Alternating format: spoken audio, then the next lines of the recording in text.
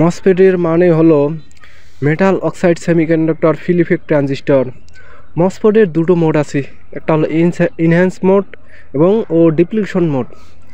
Enhance মোডে P channel ও N channel এবং ডিপ্লিশন মোডে পি চ্যানেল ও N channel.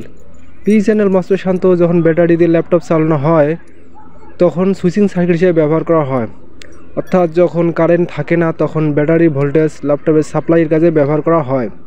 P channel মসফেটের gate ইনেবলের মাধ্যমে ব্যাটারি ভোল্টেজ ল্যাপটপের সাপ্লাই দেওয়া হয়।